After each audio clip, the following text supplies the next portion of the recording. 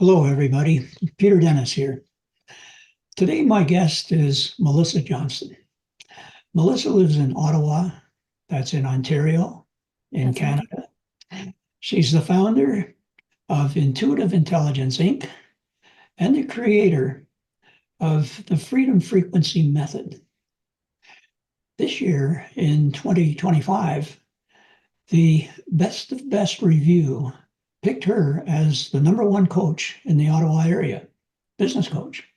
So, Melissa, welcome. Thank you so much for having me. I'm really excited to be part of the community and to just see what a big ripple effect we can co-create. Yeah, good.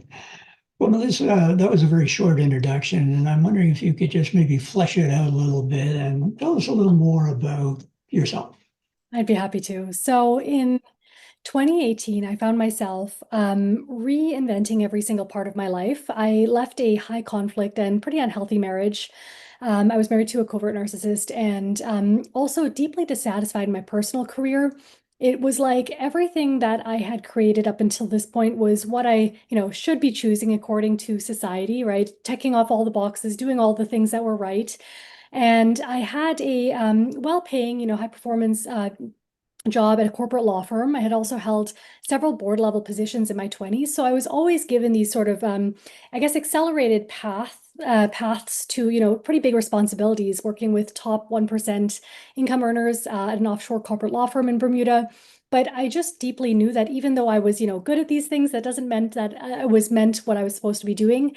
And I found myself with this realization that, oh my gosh, I'm in my mid 20s. I have this, successful life on the outside, but nothing feels right on the inside. And I think I had strayed so far from my true nature and was copying and mimicking so many people's, timelines or what we should be doing as women or as people in business that I didn't even know who I was at the core anymore. So my rapid spiritual awakening started at in 2018. I had left behind my family home. I was laid off from my board level position after domestic violence, and everything that was sort of my structure of comfort and security had come crumble down. And I remember the first time I got my clairvoyant vision. It was, I don't know if you've seen it. Sometimes people in the States might know it. Staples sometimes had these commercials about like this easy button, and you could, smack the easy button. And my guides were showing me this, and I was like, what the heck? But they were basically showing that this is this fast path, right, to deconstruct all of the knowns.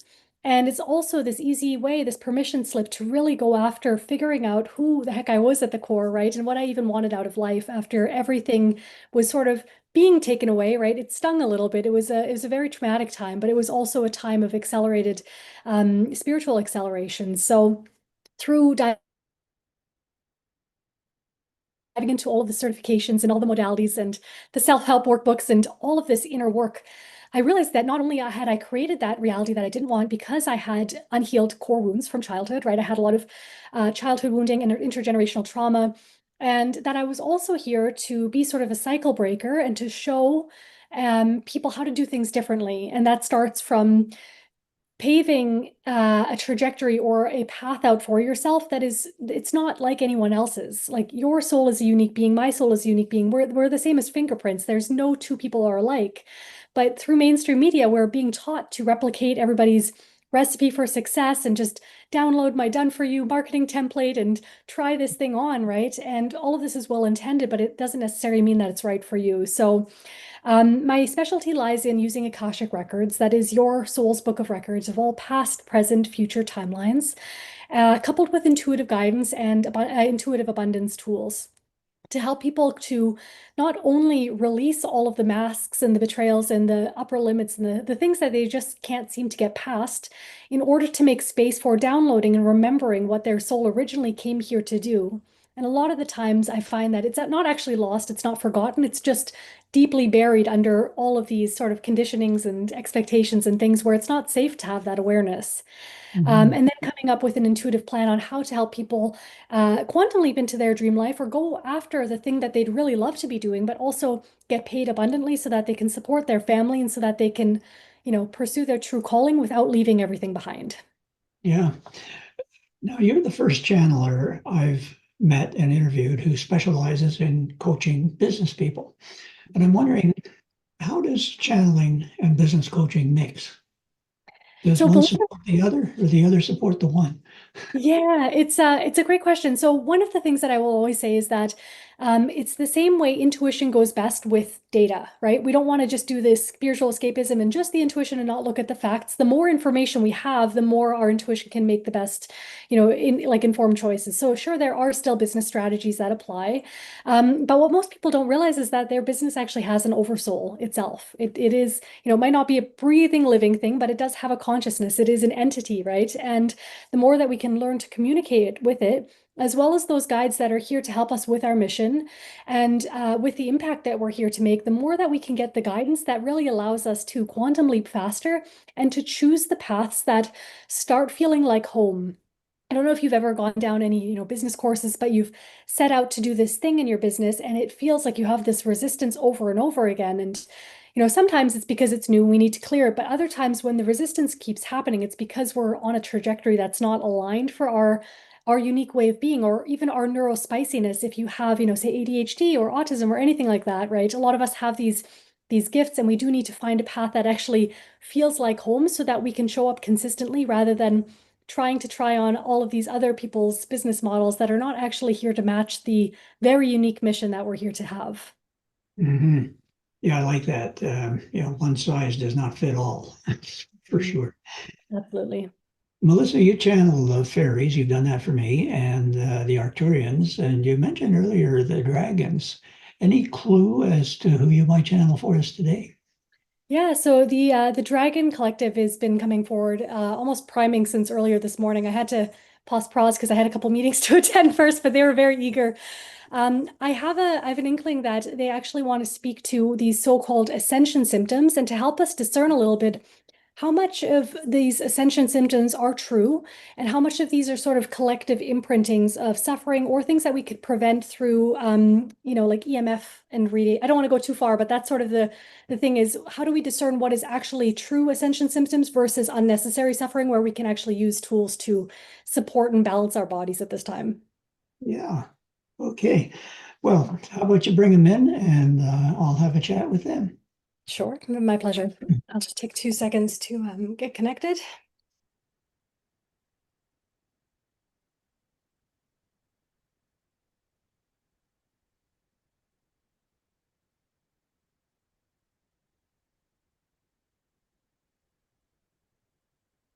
Okay, we are here, Peter. We are at your service and we are ready to make contact. It's our pleasure.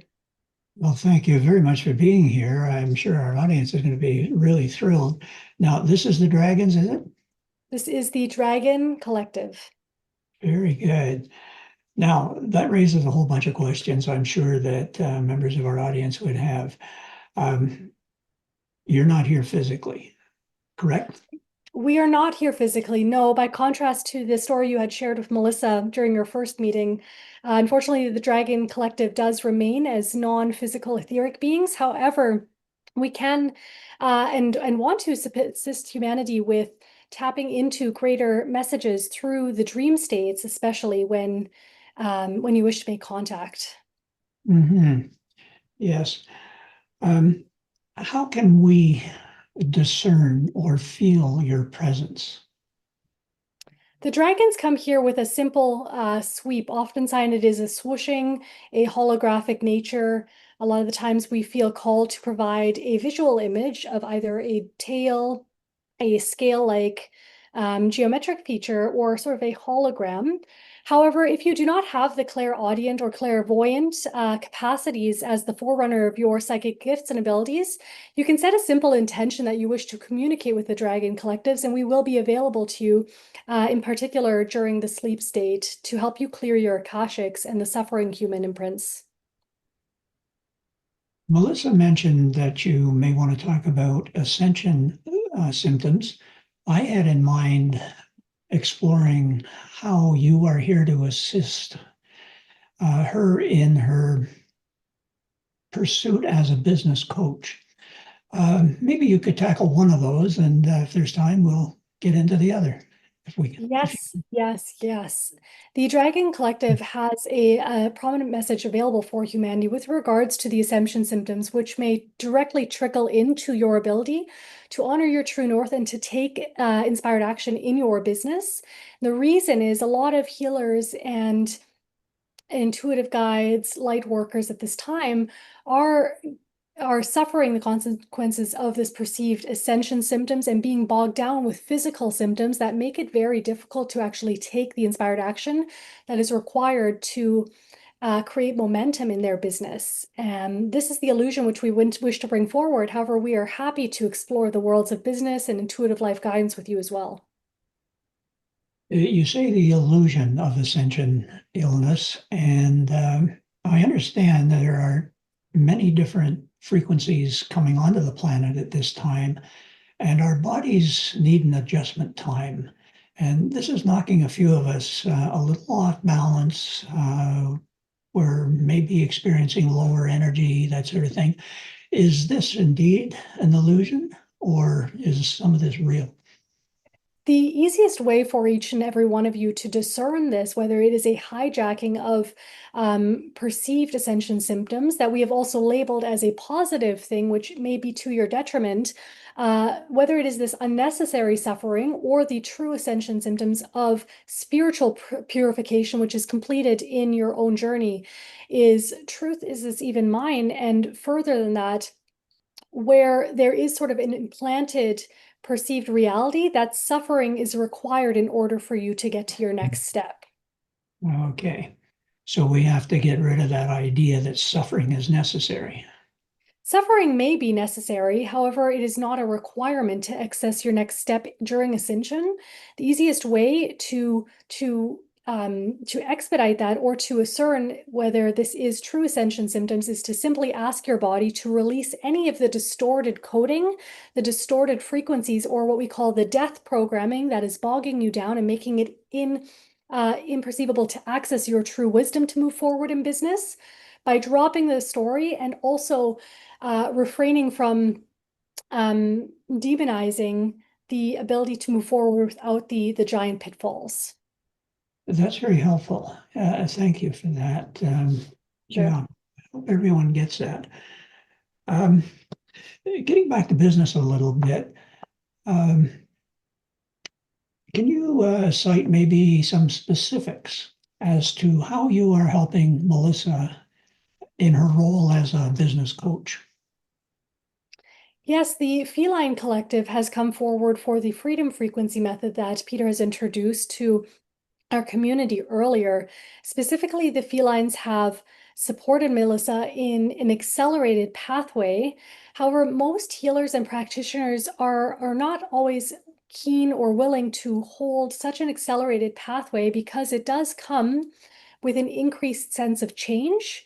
And the Dragon Collective wishes to support Melissa in downloading the matrix or the structure that creates nervous system safety and to refract a sustainable life force out to the world so that we can hold our true north in our businesses without bringing ourselves down or creating manifestations or external distractions or disasters to force ourselves to slow down because our subconscious has not actualized the idea that it may be safe to pursue so much change at once. You say the felines. Do you mean the lyrans? The felines, the cat collective within the animal kingdom. This would be Oh, cheetahs, white lions, tigers, etc. I see. And they have a role in all of this. They have supported Melissa during the Lionsgate portal specifically in anchoring the frequencies of sustainable change. Hmm. Okay. I didn't ask Melissa who her target market is in her business, but would you perhaps shed a little light on who you think the best people might be to seek out her assistance? The best people at this time are, and I'm also getting a sense, this is Melissa, that the Arcturians are ready to bridge in as well. I will just set an intention to finish up with the dragons with reverence. So Truth, is this a question that you would like to answer? Okay, so the best match for Melissa and the impact that she uniquely is gifted here to support people with are people that are at a crossroads of sorts, a major life transition, or a unfulfilled trajectory that would like to be rewritten into their destiny or their peak experience in life. Melissa has experience working with lawyers, business professionals, leaders, as well as executives who are stepping away from the known of a well-paying, unfulfilling corporate timeline and wish to pursue their calling without compromising their income, their integrity, or their family lifestyle.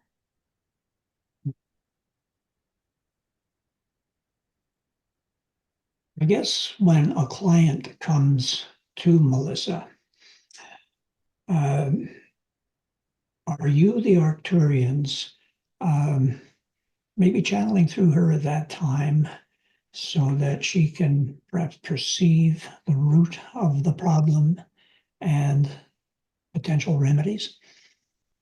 No, the method Melissa uses is actually higher self channeling, or infinite self, as she would call it. The infinite self exists beyond all limitations, all perceived problems and obstacles. It contains all past, present, future potential unwritten timelines. So Melissa actually works with the guidance and the beings of the client or the potential person involved, as well as with the infinite selves to download the easiest path to transition, or the fastest path, or the most fulfilling path, whatever is the metric of value for that person. The Arcturians are here to help her to hold the community container and to help download the blueprint for financial frequency, as well as to amplify the messages that are coming through for the collective consciousness on social media platforms and or the greater world. Mhm. You mentioned financial. It occurs to me that our financial system, first of all, is understood by very few people. When you Mm, mention the International Monetary Fund and the role of central banks and things like that, most people haven't a clue what you're talking about. mm, It seems to me as well that it's kind of a house of cards. It Money doesn't have any backing. People don't understand it. mm. How do you see our financial system right now? Is it strong and sturdy, or is it kind of like I see this house of cards? The collective banking systems, as we know it to be, are quickly coming to a completion, to a closure. This does not mean any fanaticism around having zero currency or bartering or some of those, spiritual escapism fantasies that we may, hear from time to time. However, everyone is being prepared with this expectation that as the recession or the global changes in our banking, the way we pay ourselves, and also what we value as currency is changing, we have the opportunity to ride this as a wave, similar to what you would call a surfer riding a large wave, or to be at the collapse and the detriment. And Melissa and we are actively preparing those who feel called to hold a greater share of the wealth codex to use for good and to also recirculate wealth with a pure understanding of exchange of value, integrity, and using monetary funds such as your dollar as casting a vote for the future that we desire to see. Mhm. Looking at her clientele in general, are there one or two, or maybe really top things that these business people, perhaps entrepreneurs, are missing that you would draw their attention to? The key missing link is the conscious loving support from family, community, or romantic connections. We call this the beloved. The beloved casts out a frequency of belonging and true support to anchor in higher light quotient, to ascend to our full potential without necessarily needing to leave everything behind. And it is so pertinent to equip yourself with the right people who are also on a growth-minded journey to support your highest, happiest expansion of sovereignty without the self-doubt that already exists in many healers and business owners or people pursuing their life's calling, which means leaving behind the known path. Mhm. How would you recommend these people deal with family and loved ones who really do not support them going into these spiritual areas? A seed can be planted, and it is crucial to allow the seed to germinate and be incubated without interference until it becomes physically capable of holding in the amount of self-trust required to be what we call invincible or insurmountable, in the sense where other people's perceptions may simply be an interesting point of view rather than a full-on crisis of self-doubt or reverting back to the known path when other people do not agree. There is a true incubation period required for everyone, and including ourselves, to hold the frequency of our vision until we can be so solid in our knowing so that others cannot have the potential to derail us from our true path. I think you also said in that you don't push this, you don't try to argue with anybody or persuade anybody very much, if at all. You just plant the seed and let it germinate. Yes, it is crucial to surround yourselves with those aspirational people that you feel safe sharing your innermost, vulnerable or intimate dreams with. That being said, a level of discernment is required in who do we articulate these dreams to before it has hatched into a, non. I wonder if I've lost this. This is just Melissa again, but the image they were showing me was until there's a certain time of period where you cannot falter. How do we surround ourselves and discern, is this a safe person who could actually mirror back to me that it is possible and could help, dream it up rather than raining on it? I'm just going to take a moment to tap back in. I think I lost the channel for a second. Sure.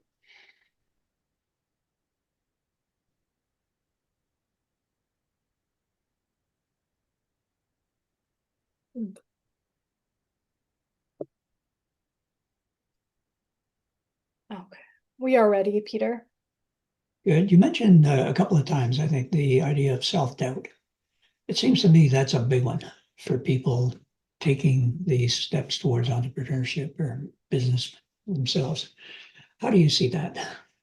Self-doubt is a wound that continues to fester until it is stripped from the root.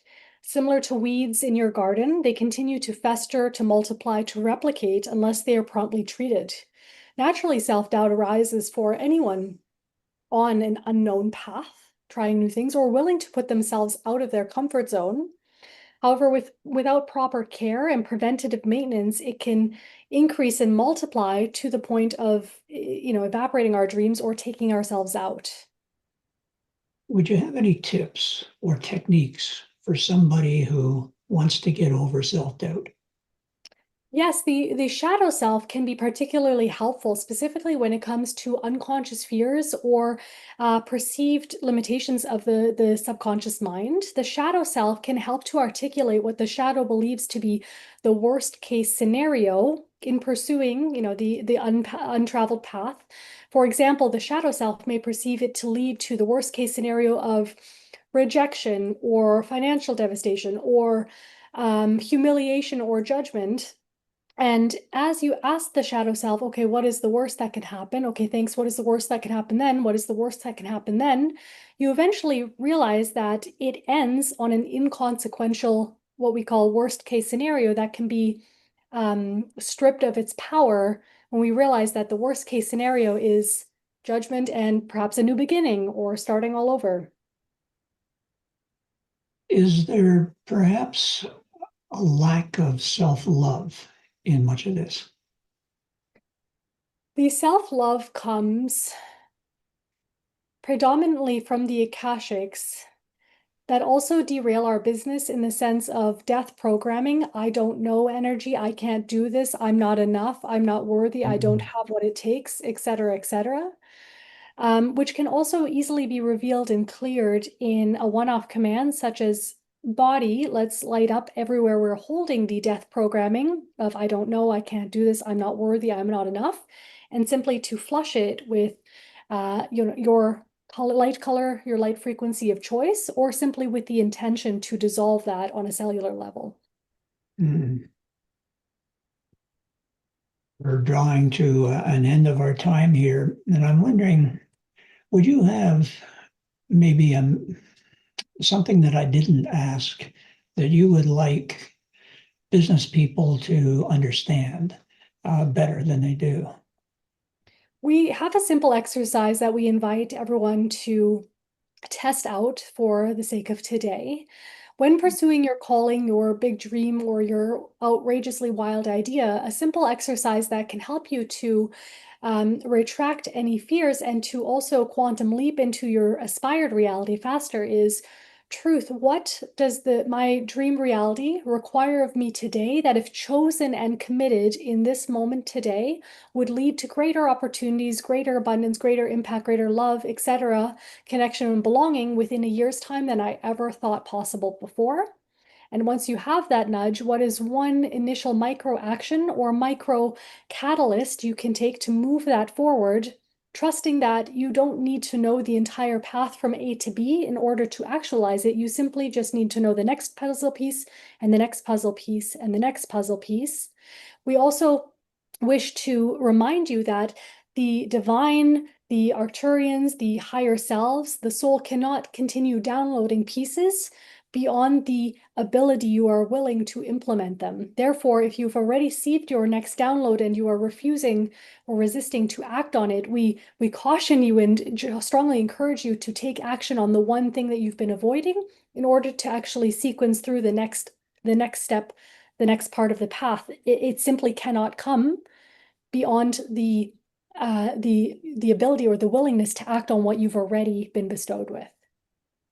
Yeah, that makes perfect sense. I think I've been around long enough to know that if your goal is down the road somewhere and you map out every step of the way, it's not going to ever unfold that way. The best you can do is take an initial step and trust that the universe will maybe show the next one. But it'll zig and it'll zag and it'll not go in the straight line that you thought it would. The courage and willingness to get it wrong may actually help you to get there faster than the waiting for the perfect idea or the come to God moment that people frequently describe. Yeah. Yeah, sometimes the wrong way or a wild and crazy idea creates a very creative one.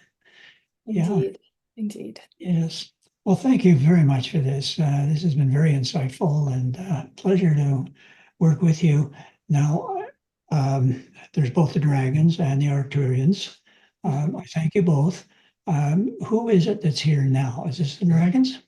It is the Arcturians. The dragons had left off when Militia had acknowledged their departure. We are deeply, deeply pleased to contribute to your community, Peter. Thank you for having us on board. And thank you, Melissa, for willing to open the channel.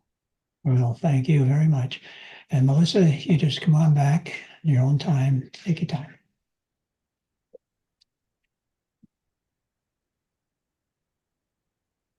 Mm.